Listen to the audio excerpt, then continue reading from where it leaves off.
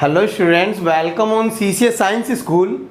मैंने आपको last class के अंदर इलेक्ट्रिक चार्ज, ठीक है, इलेक्ट्रिक चार्ज के बारे में पढ़ाया, उसकी यूनिट बताई, उसकी डायमेंशन बताई। आपको मैंने बताया कि इलेक्ट्रिक चार्ज की प्रॉपर्टीज क्या होती हैं और आपने पढ़ा कि अपन कैसे एक चार्ज पार्टिकल जनरेट करते हैं। तो बच्चों, अब अपन इस चैप्टर नंबर 1 का सबसे इंपॉर्टेंट पोर्शन पढ़ने जा रहे हैं, जो आपके क्या कहलाता है, वो आपके हैं इलेक्ट्रिक फोर्स या फिर कूलॉम फोर्स। ठीक है, जब कोई दो चार्ज पार्टिकल, जैसे एक पॉजिटिव और एक नेगेटिव, और एक या फिर दोनों पॉजिटिव या दोनों नेगेटिव, जब एक दूसरे के पास में आते हैं तो वो एक दूसरे को रिपेल या अट्रैक्ट करते हैं। तो this attraction and repulsion force between 2 point and stationary charge is known as electrostatic force, electric force, Coulomb force। तो ध्यान रखना, Coulomb force क्या होता है? The force, कौन सा? attraction and repulsion between 2 point and stationary charge is known as electric charge।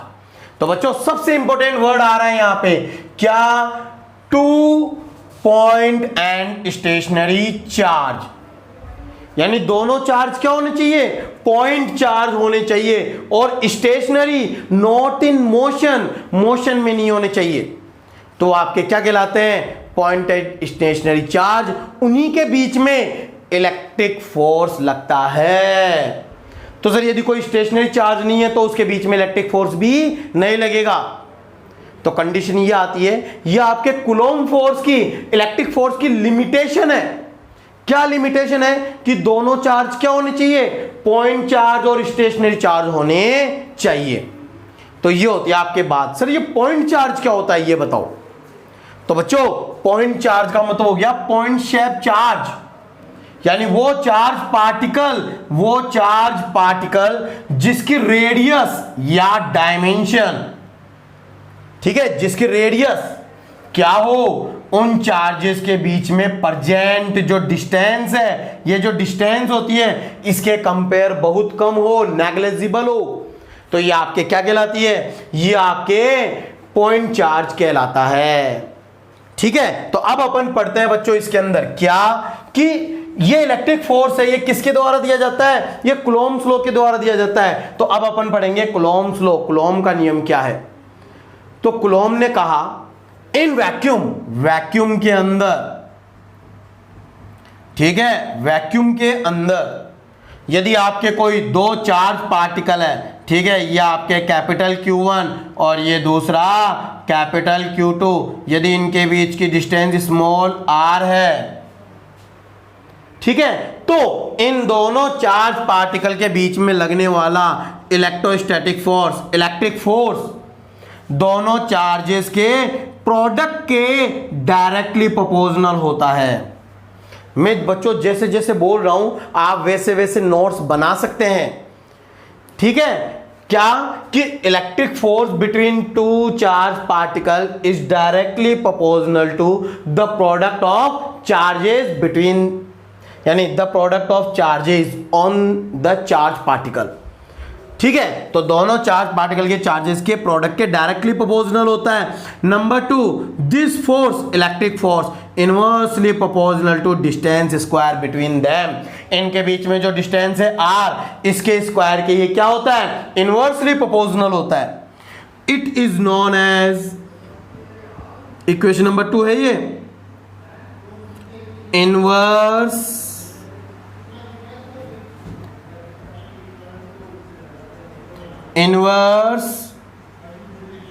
Square law of distance. इसको बोला जाता है बच्चों डिस्टेंस का इनवर्स स्क्वायर लॉ, यानी आपकी जो कूलॉम्स लॉ होता है वो डिस्टेंस के इनवर्स स्क्वायर लॉ को फॉलो करता है। ठीक है, तो ये आपके इक्वेशन 2 हो गई। अब बाय इक्वेशन 1 and 2, अरे दोनों को कंबाइन कर दो, तब कंबाइन करोगे तो क्या आएगा? Electric force directly proportional to Q1 into Q2 upon r square. ठीक है, when we remove the proportionality sign then you get a constant which is equal to k। Q1 Q2 upon are square, where, ठीक है, it is electric force. यही होता है आपके electric force. तो ये किस में बात चल रही है? ये वैक्यूम की बात चल रही है, ये वैक्यूम में फोर्स है। तो सर बात अब ये आ गई, सर यहां पे ये के क्या है? तो बच्चों where capital K is known as proportionality.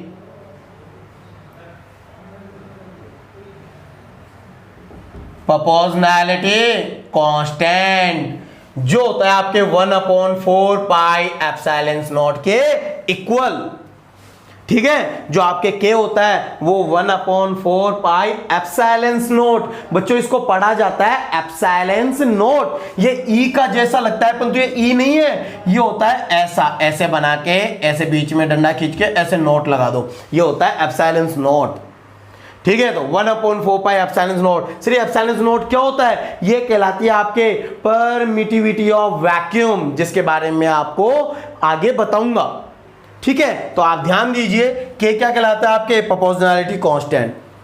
अब अपन चलते हैं आगे, तो इसके अंदर अब अपन पढ़ेंगे नॉट नंबर 1, ठीक है। अब अपन देखने वाले हैं कि वैल्यू ऑफ के, जो के है इसकी वैल्यू क्या होगी, इसकी यूनिट क्या होगी और इसके डायमेंशन क्या होगी, वीमा है ना, यूनिट मात्रक, वीमा क्या होंगे, डायमेंशन। तो सबसे पहले देखते हैं अपन इसकी वैल्यू के क्या होता है, 1/4 पाई एप्सिलॉन नॉट, ठीक है। आपके यूनिट सिस्टम के अकॉर्डिंग, जो आपके यूनिट सिस्टम चलते हैं ना MKS CGS, उनके अकॉर्डिंग इसकी वैल्यू आपके अलग अलग होती है। MKS में देखी जाए तो 9 × 10⁹, ये वैल्यू किस में होती है, MKS में, और CGS में कितनी होती है, 1। तो यानी कि आपके यूनिट सिस्टम पे डिपेंड करता है। अब देखते हैं अपन इसकी यूनिट। तो बच्चों जब यूनिट की बात आए, डायमेंशन की बात आए, तो आपको उसका के का फॉर्मूला आना चाहिए।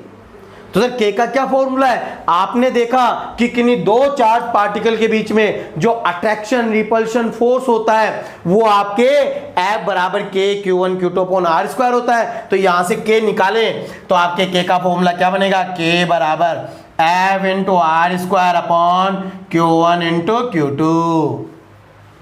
तो यदि मैं इसकी यूनिट निकालूं तो फोर्स की यूनिट क्या होती है, न्यूटन, डिस्टेंस की मीटर तो मीटर स्क्वायर, और चार्ज की होती है कूलॉम और कूलॉम, तो क्या बन गया, coulomb square, newton × metre square पर कूलॉम स्क्वायर इसकी यूनिट होती है। अब बात करते हैं अपन इसके डायमेंशन की। तो बच्चों जब मैंने छुट्टियों के अंदर आपकी जो क्लास लगाई थी उसके अंदर आपको डायमेंशन के बारे में बताया था कि आप डायमेंशन कैसे निकाल सकते हैं, ठीक है। तो मैं आपको दोबारा बता देता हूं, आपको हमेशा फोर्स की डायमेंशन याद होनी चाहिए, जो कितनी होती है, m1 l1 t-2। अब डिस्टेंस की L1 होती है, स्क्वायर करें तो क्या बन जाएगा, ये बन जाएगा L2। अब चार्ज है तो चार्ज की क्या होती है, A1 T1, तो 2 बार गुणा करें तो क्या हो जाएगा, A2 T2। अब अपन इसको हल करेंगे तो आपके डायमेंशन क्या बन जाएगी, M1 L1O2 L3 T की पावर, ये -2 ऊपर -2 -4 T की पावर -4 A की पावर -2। बोलो होगी कि नहीं होगी, ये हो गया आपके के की डायमेंशन, ठीक है। तो ये तो हो गई आपके इसकी बात। अब अपन आगे और नोट देखते हैं इसके अंदर।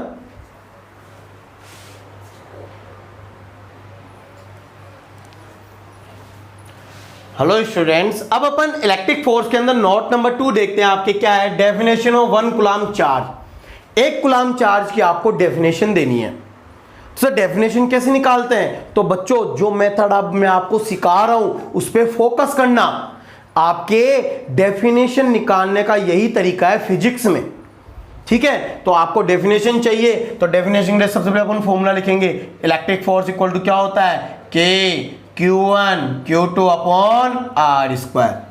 तो जब भी डेफिनेशन निकाली जाती है तो अपन सबसे पहले क्या करते हैं, जो आपके डिनोमिनेटर में टर्म होती है उसको 1 कर देते हैं, पर यूनिट कर देते हैं। तो आप क्या बोलोगे, इफ R = 1 मीटर, यानी कि पर यूनिट डिस्टेंस।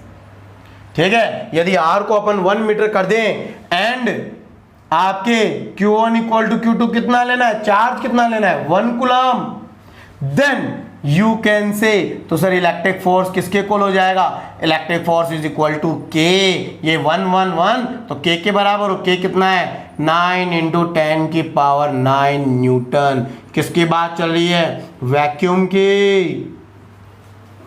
ठीक है, तो बच्चों अब अपनी बात आ गई, अब अपन डेफिनेशन निकालते हैं पर यूनिट चार्ज की, तो आप राइट डाउन करना। ठीक है, क्या, when two charges are at per unit distance,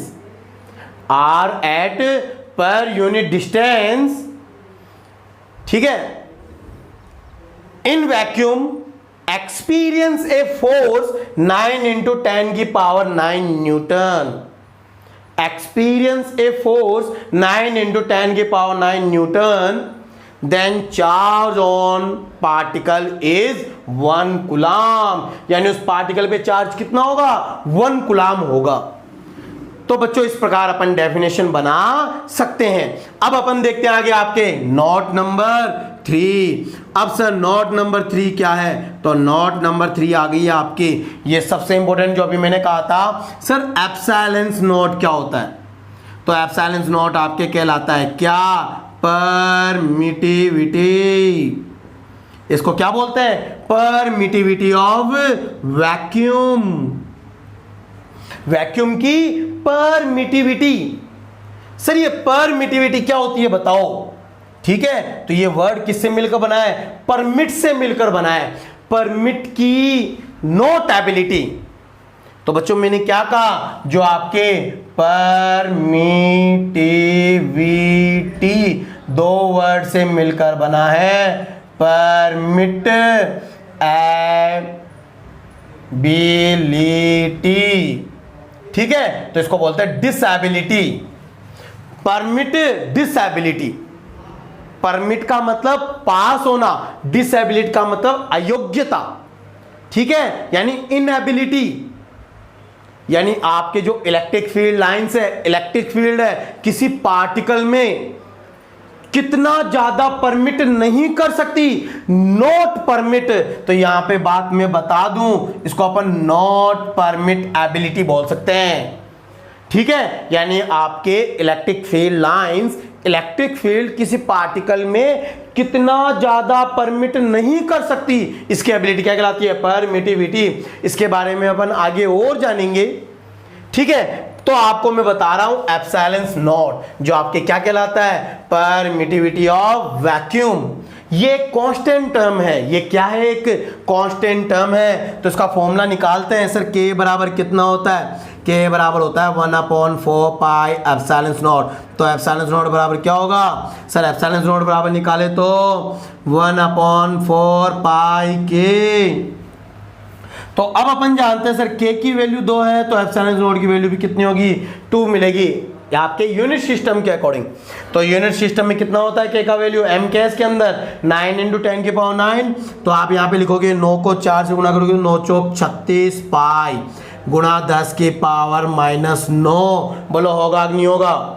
और पाई की वैल्यू आप जानते हैं 22/7 या 3.14। वैल्यू रख के इसको सोल्व करोगे तो बच्चों क्या आएगा, 8.85 इंटू 10 की पावर -12।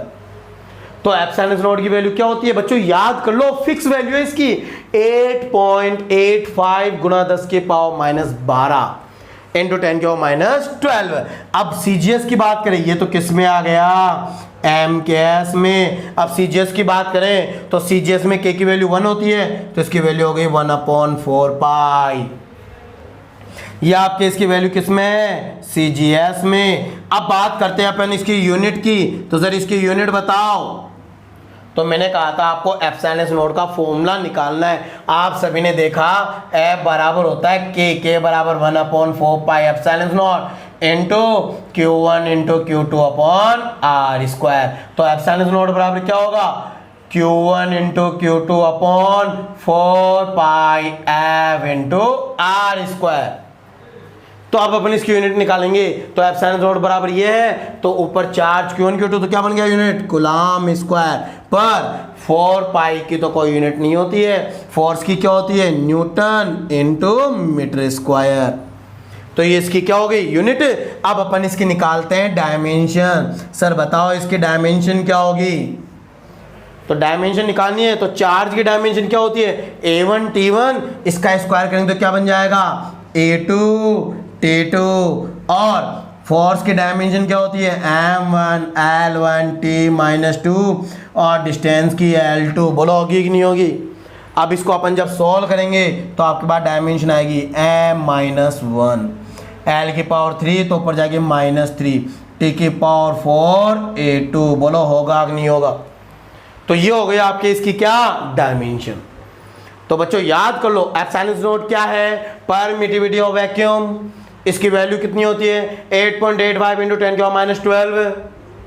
इसकी यूनिट क्या होती है कूलम्ब स्क्वायर पर न्यूटन इंटू मीटर स्क्वायर। इसकी डायमेंशन क्या होती है M-1 L-3 T की पावर 4 A2। तो ये हो गई बात अपनी इसकी किसकी परमिटिविटी ऑफ वैक्यूम। ठीक है, अब अपन बात करते हैं आपके नोट नंबर 4, जो बड़ा इंपॉर्टेंट है बच्चों। मैंने ये जो आपको इलेक्ट्रिक फोर्स बताया था ये किसके अंदर है वैक्यूम में है, वैक्यूम में, परंतु आपको किस में फाइंड आउट करना है, अब आपको निकालना है मीडियम में। तो इन मीडियम यानी मीडियम के अंदर आपके इलेक्ट्रिक फोर्स कितना होगा बताओ। तो जब भी किसी मीडियम की बात होती है तो वहां पर एक नई टर्म आ जाती है जिसको अपन क्या बोलते हैं डाई इलेक्ट्रिक कांस्टेंट। सिर्फ डाई इलेक्ट्रिक कांस्टेंट कौन है, ये कहलाता है एप्सिलॉन आर। ठीक है, मान लो जैसे आपके ये दो चार्ज हैं कैपिटल Q1 और कैपिटल Q2, इनके बीच की डिस्टेंस है स्मॉल r, और इसको किसी एक एप्सिलॉन r वाले मीडियम के अंदर पुट किया गया है, रखा गया है, यानी इनके बीच में एक एप्सिलॉन r मीडियम प्लेस किया गया है। तो यदि यहाँ पे एक एप्सिलॉन r मीडियम है तो बच्चों मीडियम के अंदर फोर्स क्या हो जाएगा। अब अपन निकाल रहे हैं इलेक्ट्रोस्टैटिक फोर्स इन मीडियम।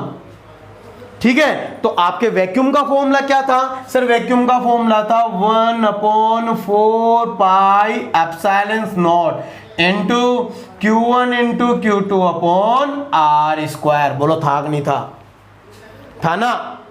अब आपके एक मीडियम आ गया तो मीडियम की एक नई टर्म क्या आ गई एप्सिलॉन r। अब ये एप्सिलॉन r वाली जो टर्म होती है ना ये फैमिली टुगेदर बना के यानी परिवार बना के रहती है, यानी ये एप्सिलॉन नॉट के साथ ही रहेगी। तो कहने का मतलब ये हुआ जो ये एप्सिलॉन नॉट है इसी के साथ एप्सिलॉन r लग जाता है। ठीक है, और जब एप्सिलॉन नॉट को एप्सिलॉन r से मल्टीप्लाई किया जाता है तो एक नई टर्म बन जाती है जो क्या कहलाती है एप्सिलॉन, इसको बोलते हैं परमिटिविटी ऑफ मीडियम, जिसके बारे में अपन आगे जानेंगे। ठीक है, तो ये हो गई बात। तो आपके मीडियम के अंदर फोर्स क्या बन जाएगा सर, मीडियम में फोर्स बन जाएगा 1/4 पाई एप्सिलॉन, क्योंकि दोनों मिलके एप्सिलॉन बन जाएंगे, और क्या आएगा Q1 into Q2 upon R square. ये किस में आ गया मीडियम में। तो मीडियम के अंदर आपके ये फॉर्मूला हो जाता है। अब मैं बात करूं अपन क्या करें मीडियम फोर्स की वैक्यूम के फोर्स से रिलेशन निकालें। तो बच्चों ध्यान देना, जो मीडियम के अंदर फोर्स होता है वो वैक्यूम वाले फोर्स, सर वैक्यूम वाला फोर्स कितना है 1/4 pi epsilon not Q1 Q2 upon R square. बच गया क्या 1/एप्सिलॉन r, यानी 1/एप्सिलॉन r तो अलग कर लो और बाकी का बचा वो वैक्यूम का फोर्स है। तो आपके जो मीडियम के अंदर इलेक्ट्रिक फोर्स होता है, इलेक्ट्रोस्टैटिक फोर्स होता है, वो वैक्यूम का 1/एप्सिलॉन r मल्टीपल हो जाता है। ठीक है, तो मीडियम के अंदर जो इलेक्ट्रोस्टैटिक फोर्स होता है वो 1/एप्सिलॉन r मल्टीपल वैक्यूम के कंपेयर कम हो जाता है, रिड्यूस हो जाता है। सर रिड्यूस क्यों होता है, ये इसलिए होता है कि जो आपके एप्सिलॉन r है ना, ये एप्सिलॉन r यानी डाई इलेक्ट्रिक कांस्टेंट, इसकी वैल्यू सदैव इसकी value greater than equal to 1 और less than equal to infinite. इसकी वैल्यू हमेशा एक से बड़ी या एक के इक्वल और इनफाइनाइट से छोटी और इनफाइनाइट के इक्वल होती है। तो सर इसका मतलब जब एप्सिलॉन आर की वैल्यू एक से बड़ी होगी, जब नीचे वाली संख्या बढ़ेगी, तो इसका मतलब जो मीडियम के अंदर फोर्स लगेगा वो वैक्यूम के कंपेयर क्या होगा बच्चों, हमेशा कम होगा, यानी रिड्यूस हो जाता है। जब किन्हीं दो चार्ज पार्टिकल के बीच में कोई मीडियम पुट कर दिया जाए तो उस कंडीशन के अंदर आपके उन दोनों चार्ज पार्टिकल के बीच में लगने वाला इलेक्ट्रोस्टैटिक फोर्स क्या होता है, डिक्रीज हो जाता है, कम हो जाता है। और कितना कम होता है, 1/εr मल्टीपल हो जाता है, यानी वो εr मल्टीपल रिड्यूस हो जाता है। ठीक है, तो यदि आपको कहा जाए कि नहीं दो पार्टिकल के बीच के अंदर वैक्यूम में 18 न्यूटन का फोर्स है और यदि उसके बीच में एक ऐसा मीडियम प्लेस कर दिया जाए जिसकी डाइलेक्ट्रिक कांस्टेंट 3 हो या 6 हो, ठीक है, तो बताओ मीडियम में फोर्स कितना होगा। बच्चों आप निकाल सकते हो मीडियम में फोर्स कितना होगा, वैक्यूम का 1/εr यानी 18/6 कितना हो गया, 3 न्यूटन, यानी मीडियम में लगने वाला फोर्स कितना होगा, 3 न्यूटन होगा, 3 न्यूटन। तो ये हो गई अपनी बात किसकी, मीडियम में लगने वाले इलेक्ट्रोस्टैटिक फोर्स की। ठीक है, तो ये अपने बात देखी। अब मैं आपको बताना चाहता हूं कि मीडियम में कब इलेक्ट्रोस्टैटिक फोर्स मैक्सिमम होगा और मिनिमम होगा, ये कंडीशन अपन अब फाइंड आउट करेंगे। और ये जो मैं आपको नोट लिखवा रहा हूं ना बच्चों, ये नोट आपके पेपर में एक एक नंबर के क्वेश्चन के रूप में पूछे जाते हैं, तो ये आपके बड़े इंपॉर्टेंट है। ठीक है, तो जैसे मैंने आपको कहा क्या कि मैक्सिमम फोर्स कब होगा, नंबर 1 कंडीशन है मैक्सिमम फोर्स। तो यदि आपको मीडियम में फोर्स मैक्सिमम चाहिए तो एप्सिलॉन आर की वैल्यू क्या होनी चाहिए, एप्सिलॉन आर की वैल्यू मिनिमम होनी चाहिए। और एप्सिलॉन आर की वैल्यू मिनिमम कितनी होती है, 1, और वो किसके लिए होती है, वैक्यूम। वैक्यूम हो चाहे से एयर हो, दोनों के लिए लगभग एप्सिलॉन आर 1 होता है। तो आपके मैक्सिमम फोर्स कब होगा, जब दोनों चार्ज पार्टिकल आपके वैक्यूम में होंगे। ठीक है, और वो कितना होगा, आपके 1/4 pi epsilon not Q1 into Q2/r²। तो बच्चों इलेक्ट्रोस्टैटिक फोर्स मैक्सिमम कब लगता है, वैक्यूम की कंडीशन में लगता है। तो ये तो बात हो गई इसकी। अब अपन फाइंड आउट करते हैं क्या, मिनिमम फोर्स, यानी मिनिमम फोर्स कब लगेगा। तो सर मिनिमम फोर्स तब लगेगा जब एप्सिलॉन आर की वैल्यू मैक्सिमम होगी, और एप्सिलॉन आर की वैल्यू मैक्सिमम कितनी होती है, 1 से इनफाइनाइट। तो इनफाइनाइट जब वैल्यू हो जाएगी, इनफाइनाइट किसके लिए होती है, कंडक्टर। कंडक्टर का मतलब जैसे अपन बोले ब्रॉन्ज प्लेट, कोई भी कंडक्टिंग प्लेट ले लो। ये आपके सीबीएसई बोर्ड के अंदर क्वेश्चन पूछा गया है कि यदि दो किन्हीं चार्ज पार्टिकल के बीच में एक ब्रॉन्ज प्लेट पुट कर दी जाए, रख दी जाए, तो आपके उस कंडीशन में लगने वाला फोर्स कितना होगा। उस कंडीशन में आपके जब एक कंडक्टर पुट कर दिया जाए तो उस कंडीशन में मिनिमम फोर्स लगता है, वो कितना होगा, ये हो गया आपके वैक्यूम का 1/εr, तो 1/∞ यानी 0। यानी मिनिमम फोर्स कितना लगता है, 0। कब लगता है, जब आपके क्या हो, जब एक कंडक्टर पुट कर दिया जाए, दोनों चार्ज पार्टिकल के बीच में कंडक्टर रख दिया जाएगा, तो आपके लगने वाला फोर्स क्या होगा, 0 हो जाएगा। तो ये आपके कंडीशन है, ये आपके मिनिमम फोर्स कहलाता है। ठीक है, अब आगे अपन और नोट देखते हैं।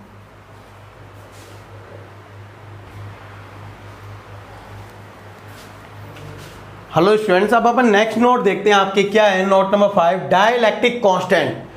ठीक है, या फिर रिलेटिव परमिटिविटी ऑफ मीडियम, जिसको अपन क्या बोल रहे थे, एप्सिलॉन आर। अब अपन इस एप्सिलॉन आर के बारे में पढ़ेंगे, what is the epsilon are.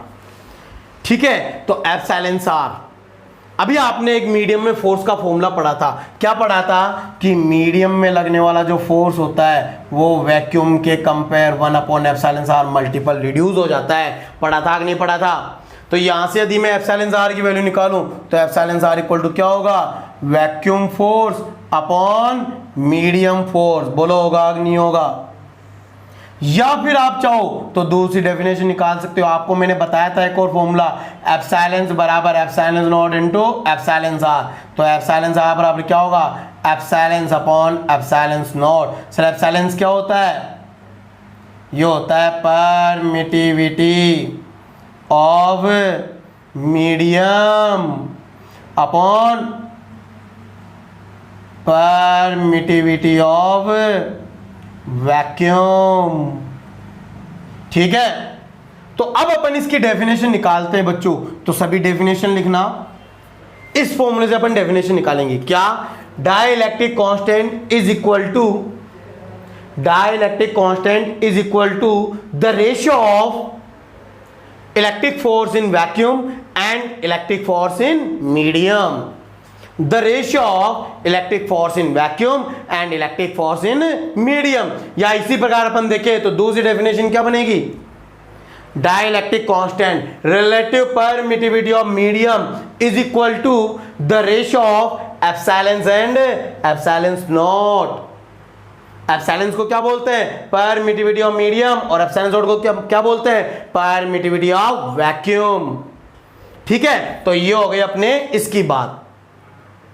और मैंने आपको बताया था क्या कि जो एप्सिलॉन आर होता है इसकी वैल्यू सदैव 1 से इक्वल, ग्रेटर और less than equal to infinite. ठीक है, इसकी वैल्यू अलग अलग मीडियम की अलग अलग होती है। अब देखते हैं अपन इसकी यूनिट क्या होगी। तो आप फॉर्मूले में देख रहे हैं सर, फोर्स अपॉन फोर्स, यानी न्यूटन से न्यूटन कट गया, क्या हो गया, ये आपके एक यूनिट लेस क्वांटिटी होती है। अब बात करें इसके डायमेंशन की, इसके डायमेंशन क्या होगी, तो आपने क्या देखा, जब न्यूटन से न्यूटन कट गया तो ये क्या होगी, एक डायमेंशन लेस, ये क्या है, डायमेंशन लेस क्वांटिटी है, यानी इसकी डायमेंशन क्या होगी, m0 l0 t0। ठीक है, तो ये बात हो गई अपने इसकी, किसकी, एप्सिलॉन आर की। अब अपन बात करते हैं नोट नंबर 6, जो आपके कहलाता है क्या, एब्सोल्यूट परमिटिविटी ऑफ, एब्सोल्यूट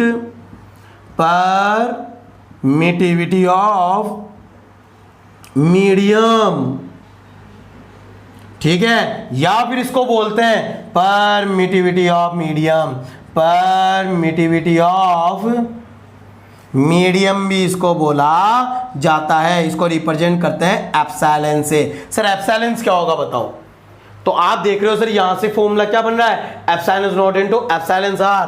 तो एप्सिलॉन का फॉर्मूला बन गया, क्या बना, the product of epsilon naught and epsilon r, permittivity of vacuum and dielectric constant या रिलेटिव परमिटिविटी ऑफ मीडियम का प्रोडक्ट क्या कहलाता है, आपके absolute permittivity of medium, otherwise permittivity of medium कहलाता है। तो अब बात करते हैं अपन इसकी यूनिट की। सर यूनिट क्या होगी बताओ, तो आप सभी ने देखा कि जो आपके एप्सिलॉन आर है वो यूनिटलेस था, परंतु एप्सिलॉन नॉट की यूनिट यदि आपको पता है तो बच्चों याद तो करनी ही है, करनी ही पड़ेगी। क्या थी एप्सिलॉन नॉट की, कूलम्ब स्क्वायर पर न्यूटन इनटू मीटर स्क्वायर, यानी एप्सिलॉन नॉट की भी यूनिट एप्सिलॉन के ही बराबर होगी, क्योंकि एप्सिलॉन आर तो यूनिटलेस है। अब इसी प्रकार अपन देखते हैं डायमेंशन क्या होगा, तो सर डायमेंशन भी एप्सिलॉन नॉट के इक्वल क्या थी, m-1 l-3 t⁴ a2। बोलो होगी कि नहीं होगी। ठीक है, तो यदि किसी मीडियम की आपको रिलेटिव परमिटिविटी एप्सिलॉन आर या डाइलेक्ट्रिक कांस्टेंट आपको दे तो एप्सिलॉन नॉट यानी 8.85 गुणा 10⁻⁻12 से आप उसको गुणा करके क्या कर सकते हैं, एब्सोल्यूट परमिटिविटी ऑफ मीडियम या permittivity of medium find out कर सकते हैं। ठीक है, तो ये तो होगी बात अपनी इसकी। अब अपन आगे देखते हैं बच्चों। ठीक है, आपके आगे है जो आपके के कांस्टेंट है उसके बारे में, तो मैं बात देख लेता हूं आगे क्या पढ़ाना है ना।